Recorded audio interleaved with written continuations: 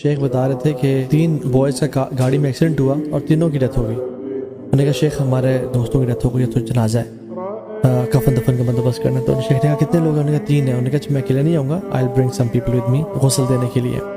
تو پہلے دوست کو انہوں نے شاور دیا, کفن پہنایا, دوسرے کو کیا. تیسرے کو جب لے کے آئے نا, اس کی جو باڈی سے نا بہت زیادہ بدبو آ رہی تھی, اور کہتے ہیں اس کا جو اسکن کلر تھا نا وہ بالکل وائٹ تھا. کہتے ہیں as soon as we started washing his body وہ کلر چینج ہوتا گیا, اور کہتے ہیں وہ اتنا کالا ہو گیا, اتنا بلیک ہو گیا جیسے ایک بلیک لوگ نہیں ہوتے, کہتے ہیں چارکول زیادہ برائٹ ہوتا ہے اس بندے کی باڈی سے. اور کہتے ہیں کہ اس کی اندر سے اتنی بو آنا شروع ہو گئی اس مغسلہ میں کہ ہم حیران ہو گئے کہ یہ کیا ہو رہا ہے. ہم باہر گئے, ہم نے کہا ماسک کیا آپ کو, انہوں نے ہمیں ماسک دیا. ہم واپس آئے, ہم نے کافور, ہم نے بخور جلائے, ہم جلدی کر رہے تھے اور ہم سے برداشت نہیں ہو رہا تھا, ہمیں سانس نہیں آ رہا تھا. ہم دوبارہ باہر گئے, ہم نے کہا اور ماسک کیا, ہم نے ڈبل ماسک لیے.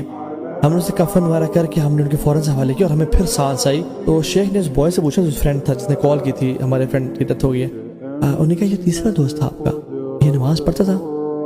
سر جی شیخ نماز تو پڑھتا تھا. اچھا نماز پوری پڑھتا تھا؟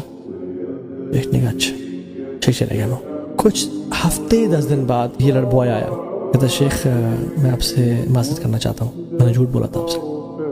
کہتے حتیٰ کہ ہم جب بھی نماز پڑھتے تھے نا, یہ ساتھ بیٹھ جاتا تھا, ہمیں دیکھتا تھا پر نماز کبھی نہیں پڑھتا تھا. شیخ کہتے ہیں آئی نیو اٹ, اب مجھے پتہ لگا تو میں جھوٹ بولا ہے, بٹ میں تمہیں ریٹیلیٹ نہیں کرنا چاہتا اس پرٹیکولر سچویشن پہ. شیخ کہتے ہیں میں نے آج تک کسی بندے کو نہیں دیکھا جس سے جو نمازی ہو اس کی یہ حالت ہو.